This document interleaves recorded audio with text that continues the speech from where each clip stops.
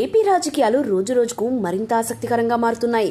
కూటమి సర్కార్లో కీలక పరిణామాలు చోటు చేసుకుంటుండగా విపక్షాలు అధికార పార్టీపై విమర్శలు ఎక్కుపెడుతున్నాయి.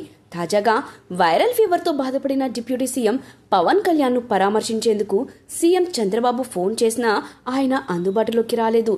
చంద్రబాబు స్వయంగా ఈ విషయాన్ని వెల్లడించారు. తాజాగా అనారోగ్యం నుంచి కాస్త కుదుటపడిన ఆయన దక్షిణాది రాష్ట్రాల్లో ఆలయాలను సందర్శించుకుంటున్నారు.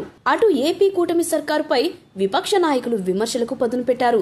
తాజాగా వైసీపీలో చేరిన Sailajanath deputy CM Pawan Kalyan target గా విమర్శలు ఎక్కుపెట్టారు. రాష్ట్రంలో జరుగుతున్న అరాచకం, శాంతి భద్రతలపై పవన్ బాధ్యత తీసుకోవాలని డిమాండ్ చేశారు. పవన్ యాత్రల పేరుతో తప్పించుకునే ప్రయత్నం చేస్తున్నారని ధ్వజమెత్తారు. ప్రజలు కూటమికి సూపర్ 6 హామీలు ఇచ్చి అధికారం ఇచ్చారని గుర్తు చేశారు. హామీలు ఇచ్చే సమయంలో చంద్రబాబుకు ఆర్థిక పరిస్థితి తెలియదా అని ప్రశ్నించారు. ప్రజలకు అభివృద్ధి, సంక్షేమం ఇవ్వడానికి ఆయన మనసు రావడం లేదని ఎద్దేవా చేశారు. ఇచ్చిన హామీలను తూచా తప్పకుండా నెరవేర్చాలన్నారు.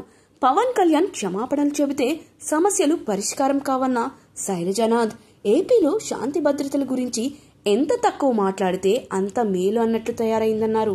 ఇక కాంగ్రెస్ పార్టీలో చాలా కాలం పనిచేసిన తనకు వైసీపీలో అవకాశం ఇవ్వడం సంతోషంగా ఉందన్నారు శైలజానాథ్. తనకు తొలి నుంచి వైఎస్ కుటుంబం అంటే అభిమానం ఉందని చెప్పుకొచ్చారు. జగన్, షర్మిల మధ్య వివాదం త్వరగా సమసిపోవాలని ఆకాంక్షించారు. ఎన్డీఏ ప్రభుత్వం వల్ల దేశవ్యాప్తంగా ప్రజలు ఇబ్బందులు పడుతున్నారని, రాష్ట్రంలోనూ ఆ కూటమి నేతలు అరాచకం సృష్టిస్తున్నారని ఆరోపించారు. వారిని ఎదిరించేందుకే వైసీపీలో చేరినట్లు చెప్పారు.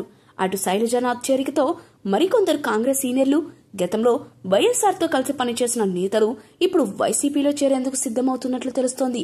వారిలో ఉండవల్లి అరుణ్ కుమార్, పల్లం రాజు లాంటి నేతలు ఉన్నట్లు తెలుస్తోంది.